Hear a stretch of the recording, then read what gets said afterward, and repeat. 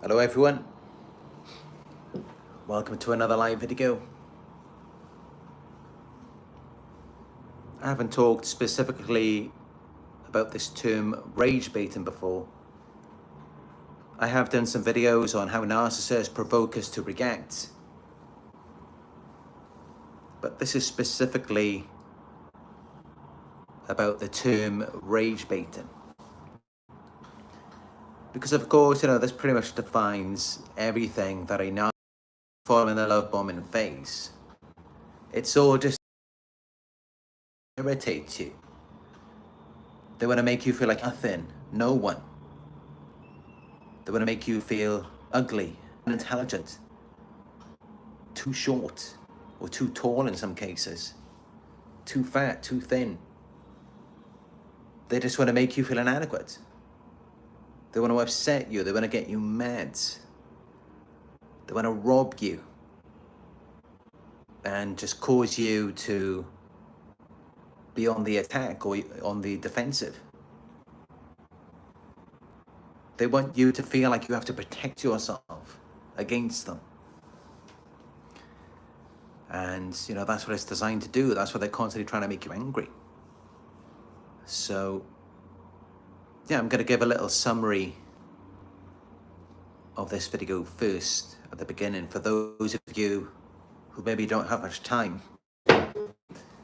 So, to summarize this, rage baiting is a manipulation tactic that narcissists use to trigger your anger. They do it by saying or doing something offensive or shocking. So it's either going to offend you or it's going to shock you. They twist the truth to get a reaction. They push your buttons, whatever they think is going to trigger you, whatever they think is going to upset you. They do it to make you lash out. And why do they do it? Well, they do it because they can feed off your emotional responses. Your emotions give them energy. It uplifts them. It makes them feel better about themselves. And of course, it reveals that before they rage baited you, they weren't feeling too good about themselves. Because if they were, then they wouldn't have rage baited you to begin with. But they do it because it gives them a sense of power and control. When before that, they likely felt powerless and insecure. And they may also use your reaction so that they can play the victim. And this could be very dangerous for you because it drains your energy and peace of mind. They can use your reaction against you. And it also keeps you trapped in their toxic cycle. Which is why the best thing to do is to not engage, stay calm and walk away, see it for what it is, pure manipulation. I mean, everything they do is manipulation. They can't do anything other than manipulate you. You'll never get anything genuine. You'll never see anything real from a narcissist. All they can do is manipulate you. So the best thing you can do is protect your energy and set firm boundaries. So that's the summary for this video for those of you who don't have much time. But for those of you who would like to know more, give it a thumbs up and let's get into it together. So, narcissists typically do not feel too good about themselves. There's a lot of chaos in their minds. They are mentally and emotionally unstable. And so they don't like it when everything is together in the external environment unless people are constantly validating and praising them to uplift the false self, and then they don't have to reflect on their shame. But otherwise, they have to thrive on chaos, negativity, and emotional turmoil. So they will use rage baiting, sabotage, and provocation to pull you into their world, which is a world ruled by pain, misfortune, and trauma. And so when you react emotionally, they see that as a victory. Because now you're speaking their language. You're operating on their level.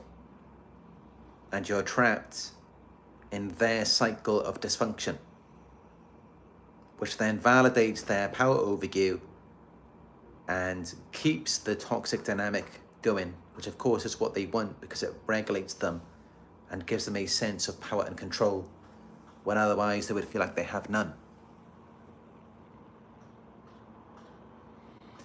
So when you're happy and at peace, it's like you are speaking a foreign language that they can't understand.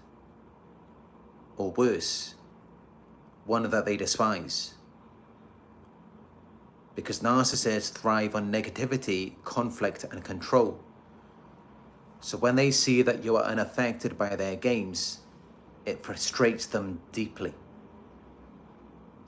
Because your peace is proof that they don't have power over you. It's like you're breaking the unspoken agreement that they try to impose, that you must suffer in their world of pain and dysfunction. But when you refuse to engage, they will either try to escalate their tactics, or they may move on to someone else who they deem to be more reactive.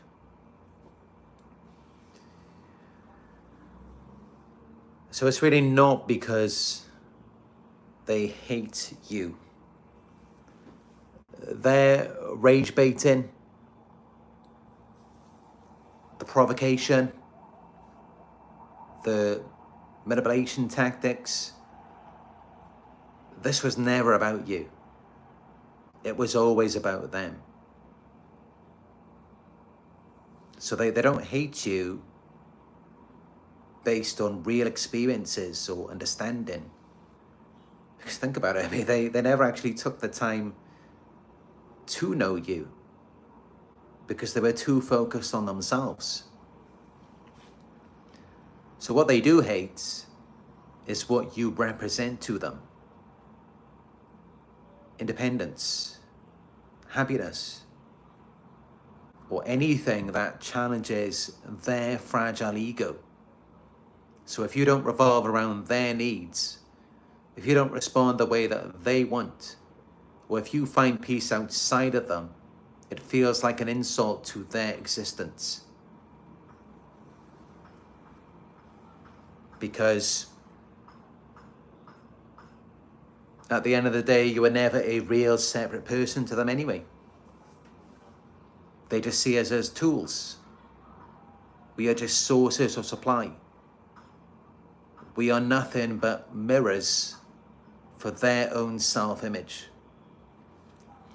And that's how they can discard people so easily. It's why they repeat the same patterns. And it's why they never truly connect.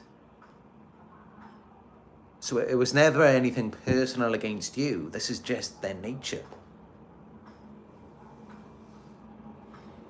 But then, I mean, we also have to consider how it could also be because we didn't live up to their idealized image of us. Because they start off relationships by putting people on a pedestal, projecting an idealized version of you that fits their needs and fantasies. But then the moment you show any sign of being human, such as by having your own thoughts, boundaries, or flaws, then they feel betrayed. And then because you didn't live up to their unrealistic expectations, they then devalue you. Because you have to be perfect at all times. You have to be a puppet on a string, a lifeless doll for these narcissists. And they despise anything human about you.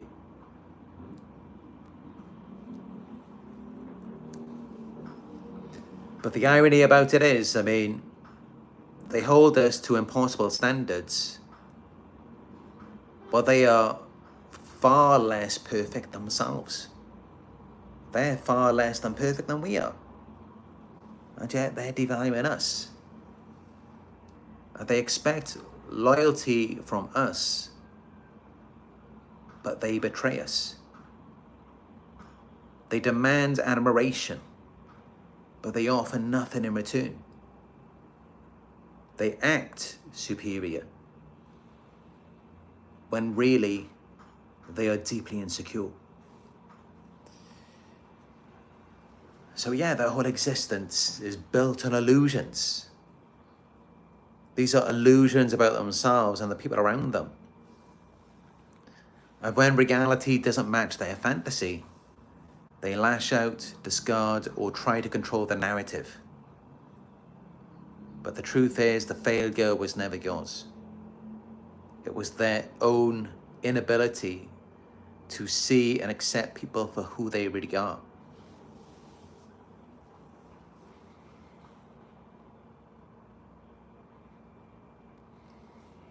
But back to the rage baiting. They rage bait because deep down, they hate themselves, but they can't face that truth.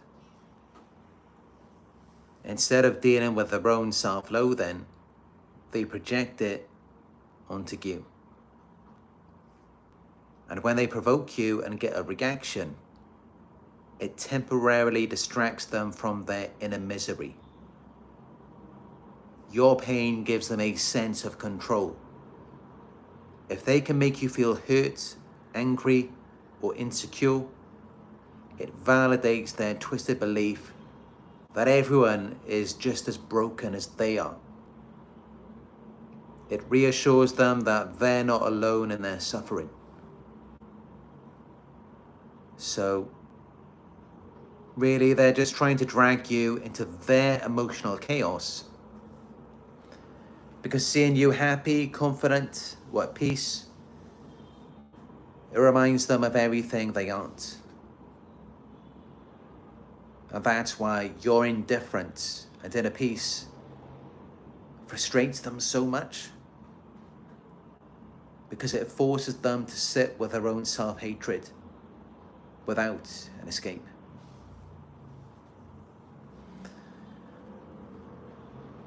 And yeah,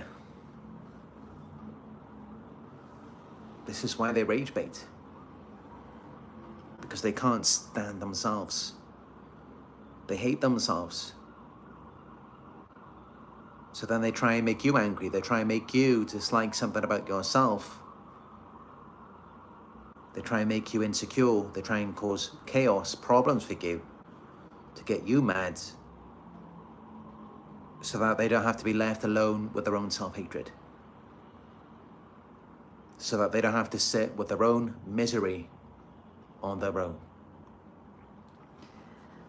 Because, think about it like this.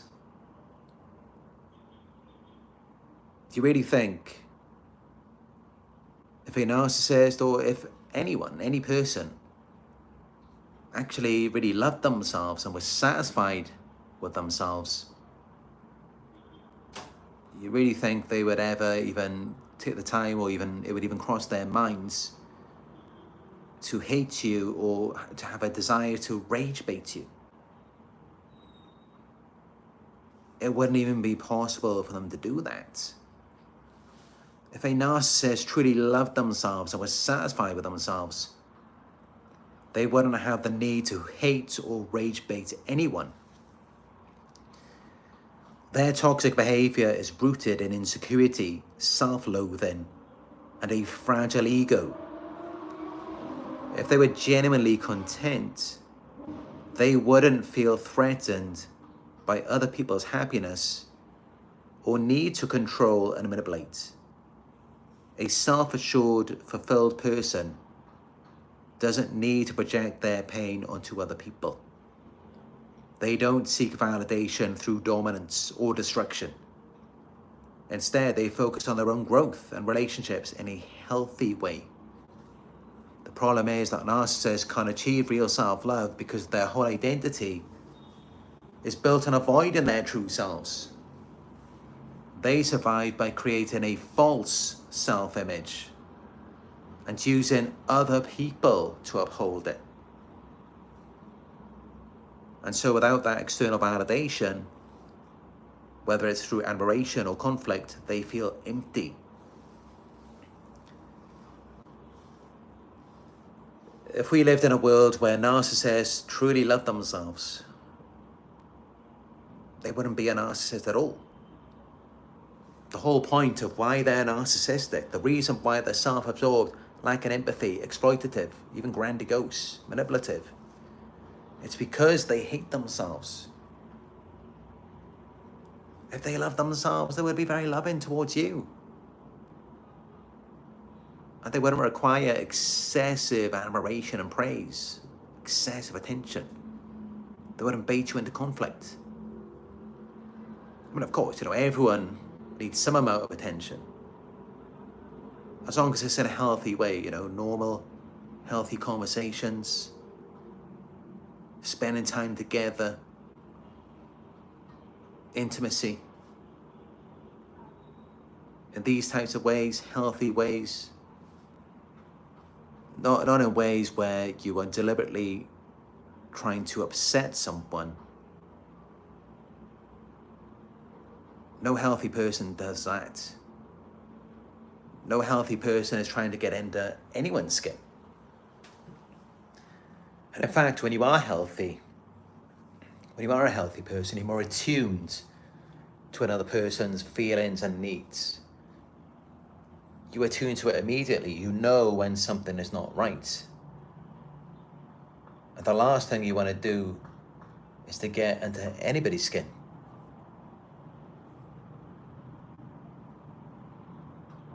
But what I will say as well is, I know some of you may have engaged in reactive abuse, and you may have tried to make the narcissist angry.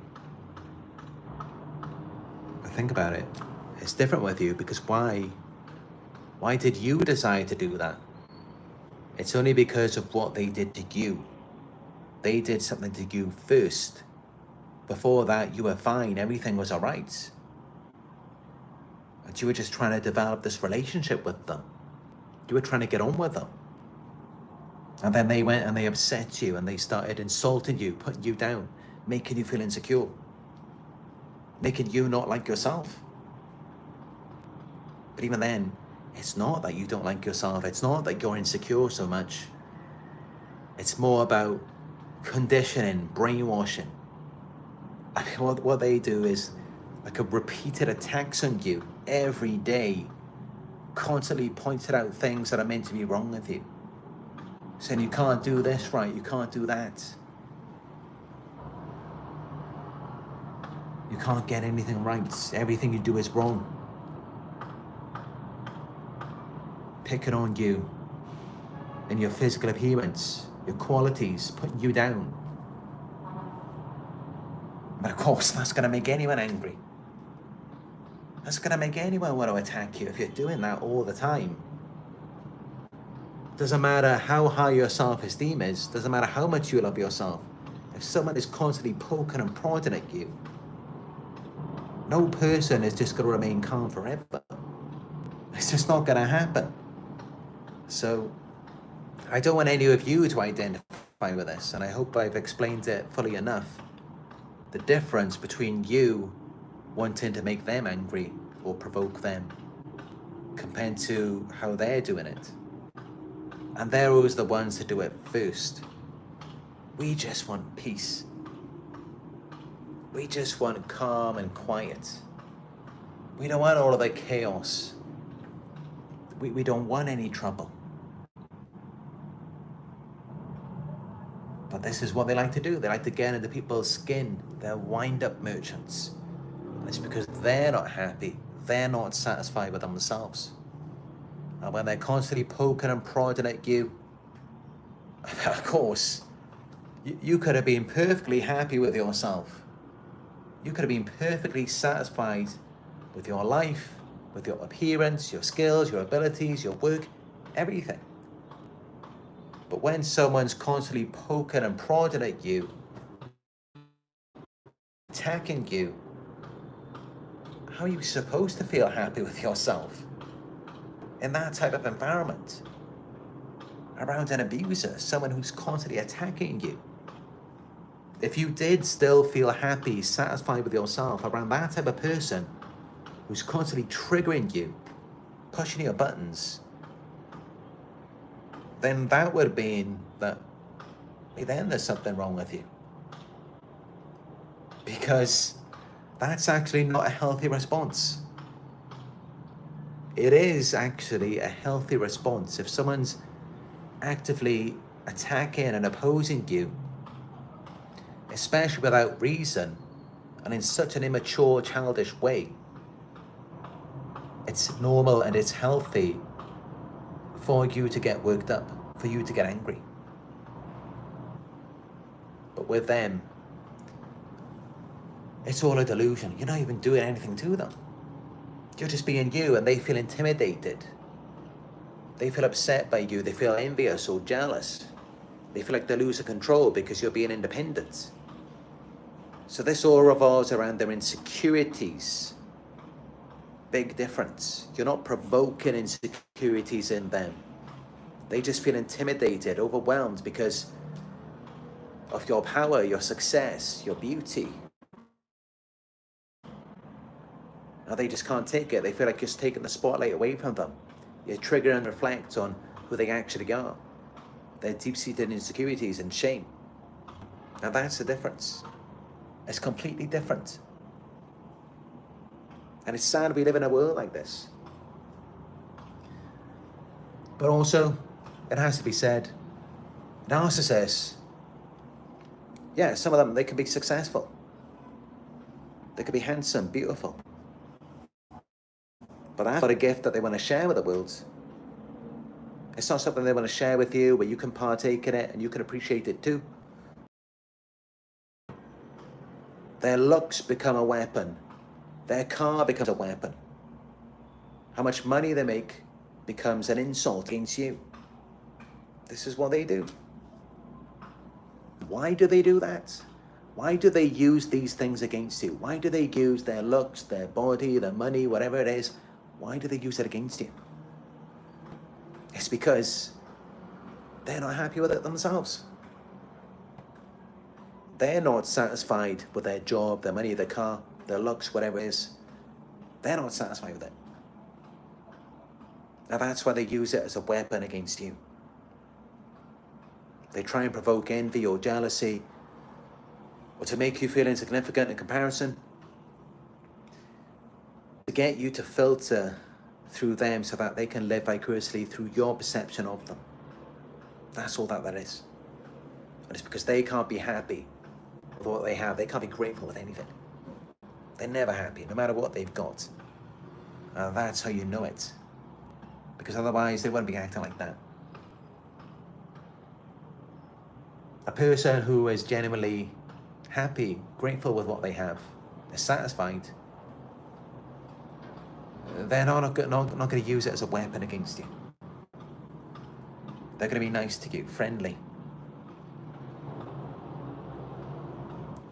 Just like us. I mean, many of us are attractive, confident, successful.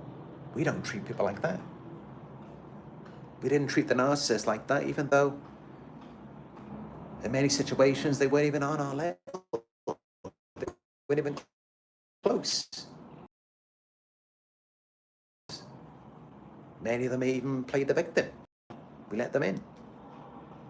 We tried to make them better. Harping on everything we thought was wrong with them.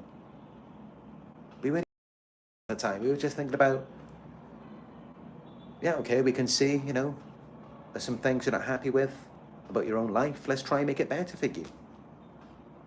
And we're able to overextend ourselves in that way because we are happy with ourselves and we want to share ourselves. We want to share our love for ourselves with them, our happiness. But it's never good enough for them. They take advantage of it, they exploit it, they abuse it. Because they're absolutely miserable and there's no amount of love that you can give to them. There's no amount of your happiness that you can share. There's no amount of money that you can give. It's never going to be enough because they just can't stand themselves. And that's why they can never be themselves. And that's why they're just going to constantly rage bait you, provoke you, constantly poking and prodding at you all the time. Because they're not happy in themselves. They're not satisfied with who they are or with their life. So they don't want you to be happy or satisfied with yours as well. And this is why they do all of the stupid things that they do. This is why they constantly argue with you. Sometimes they poison your food. They deprive you of sleep. They gaslight you, they confuse you, they make you feel like you're losing your mind, all of these things.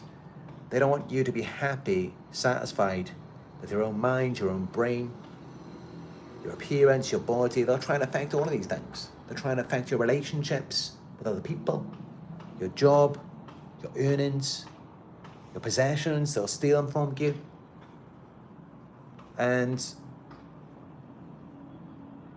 they want to make you think that now they're happy, now that they've done that, now that they've hurt you, ruined you, and they've gone off somewhere else, and they've robbed from you. But actually, no.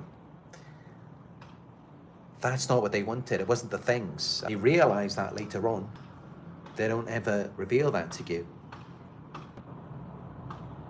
But it was the feeling that they wanted. They saw your feelings, your stability, your peace. Because that's all we really have in this world are our feelings. And that's what they wanted from you. And it's not always about just always being happy. Sometimes it's just your energy and you're being driven. Because you can't really be happy and content and driven at the same time. It doesn't work that way. There has to be some slight insecurity. There has to be some desire for more. So they can be envious of that too. They just want your feeling, your energy. And they see that you give it to the things that you have and to your appearance, to just how you are. And it's just not like that for them. And that's why, initially they try and take that from you, they try and steal it. They realize that they can't, and then they try to destroy it in you. They try to take it away from you.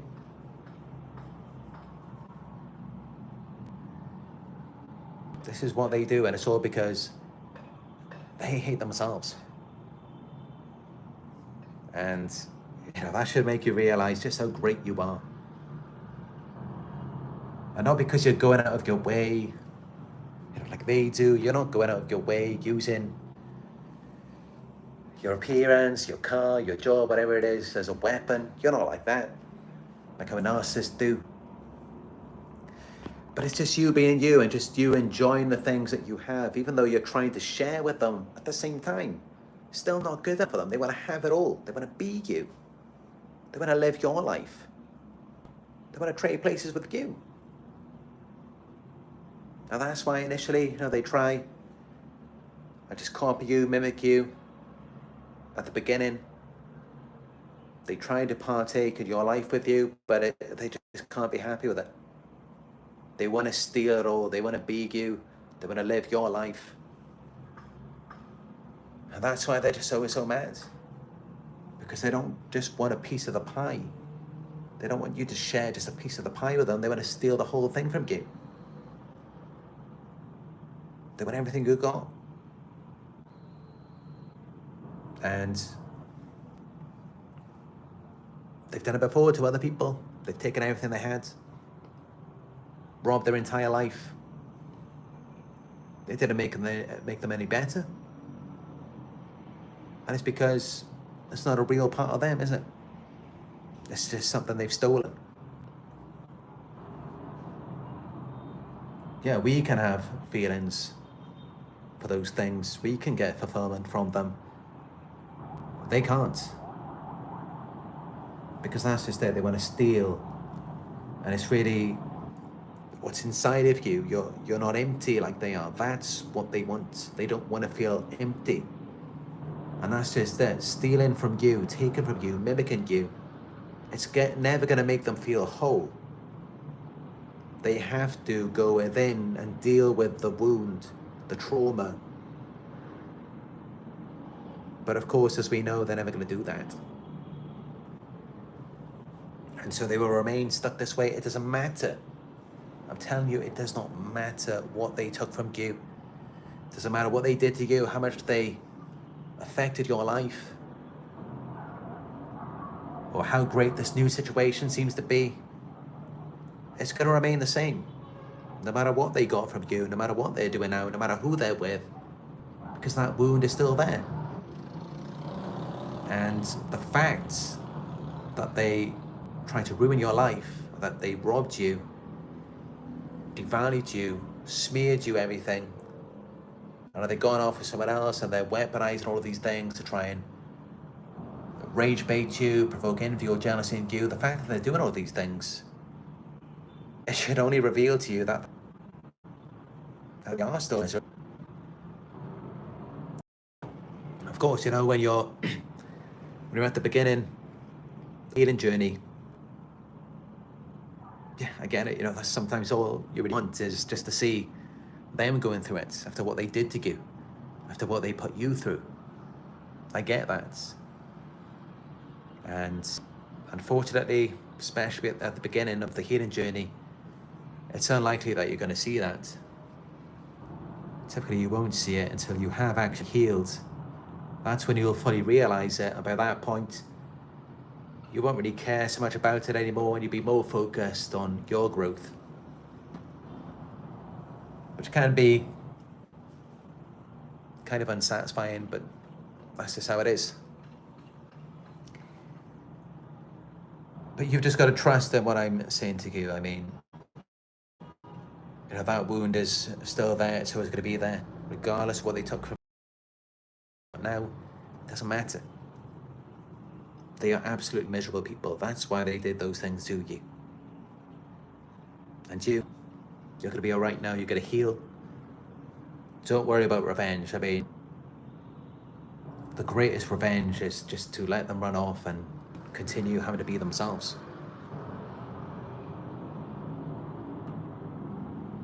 When you fully understand just the scope of what they deal with every day. I mean, I've done the research. I understand what these people are having to go through. I don't feel any need to get revenge, despite all of the things they've done to me, because I know the more extreme someone's behaviors, the more extreme the devaluation, the things that they did to you, it just reveals how extreme their disorder is and what they're going through. Think about it, you know, if someone, you think about like a rapist or a murderer, just imagine what they must be going through in their minds to push them to that point, for them to do something like that. You really think they're going to get over it? Whether it's been months, years, however long it's been, they're going to be stuck like that for life. Miserable, dissatisfied with themselves, never finding happiness in anything. And the only thing they can do is just have power and dominate people. That's the only thing that seems to numb the pain. Like seeking a thrill, an adrenaline rush, just escaping from reality. It's like the only thing that seems to help them, temporarily at least. But even then, it makes them feel worse afterwards. It just perpetuates the pain. And so that's what these individuals have to look forward to for the rest of their lives. I mean, just think about it, you know, when someone's coming at it like that,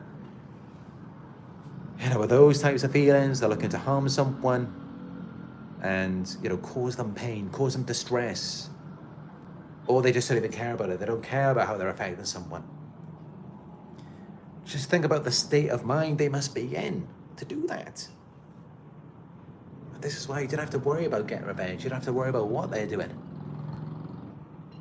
All you need to worry about is that traumatized, disordered person is out of your life. Because that's the problem. It is a hazard they are a walking hazard. Just be glad that they're as far away from you as possible. Because as long as they're around you, there's so much trauma inside of them, just bubbling up. It's only going to cause harm to you. That's all that it's going to do. The closer you are to them, the more that it just destroys you. As we all know, as we all been through. You get around someone who's loving, kind, compassionate, you be close to them. It's going to make you feel good. It's going to inspire you. It's going to make you love yourself that much more. Because they're going to be able to give and share love with you because they're happy with themselves. They're satisfied with themselves. Doesn't mean that they're super successful, super attractive. Actually, no, somehow it tends to be the opposite. The most successful and attractive people in the world, they're the ones who hate themselves the most. And maybe it's because they externalize their happiness rather than finding it from within. They're chasing this endless social validation loop. I don't know, there's a time for that sometimes. Sometimes, yeah, you know, why not enjoy your physical appearance? Why not enjoy your material things? But not all the time. And don't base that entirely off of your own self-worth. People who do that is because they have childhood trauma and they haven't healed. That's what that's about. So again, I hope this video has brought you relief and comfort, alleviated any distress that you maybe go through because, you know, if you clicked on this video, you've experienced the rage baiting from the narcissist, and I know what that's like. I've been through it enough times. And yeah, just don't feed into it, set boundaries, and just focus on comforting yourself, loving yourself. Don't get into it with them because that's what they want to do. They are the masters of that. They've been doing this their entire lives. This is why you never win. This is why they always dominate you. They always overpower you, shock you. Because they've been doing this their entire lives as a way to cope, as a way to get by. They've never been able to live authentically. They've never been able to accept themselves. They've never found any satisfaction in themselves. And that's why they're the masters at it. And yeah, you know, let them carry on. Let them continue to be the masters somewhere else. And you know, we just go our own way. We focus on our own healing and growth. But yeah, I hope this video was helpful for you. If it was, give it a thumbs up. Let's make sure it gets out there for others to see as well. Let me know your comments down below. I read your comments every day. If you're new here, subscribe. Click on notifications so that you'll be notified when I go live again. Your donations greatly appreciated, no matter how small. You can donate by going to my PayPal. It is paypal.me/Narc Survivor. If you would like guidance and support on your healing journey, you can book a one-on-one with me by going to my website. It is narcsurvivor.co.uk. I'd also check out my Instagram. Put a few reels up over the past few days. And it's been receiving a lot of plays. Some very interesting ones, and also one where this guy was constantly banging the floor at around 1 o'clock in the morning, and he didn't expect it, but I went upstairs to his room and confronted him. What I believe to be a covert narcissist. And yeah, when I confronted him, he acted very cowardly. He was hiding behind his door. Because of course, you know, he knew what he was doing. Banging on the floor for over 2 hours until 1 o'clock in the morning. So then he was terrified when I confronted him, because he probably knows what he deserves, and he probably knows what someone else might have done to him. Luckily, he was confronted by someone like me, and I'm able to regulate myself. I can calm myself down, not get too emotional, think logically. Someone else, who knows how they would have reacted to that. But yeah, you could see the video on my Instagram. Follow me. It is Narc Survivor YouTube. All right, that's it for this one. Thank you all for joining me on another live. Thank you all for your support, and I will talk to you soon.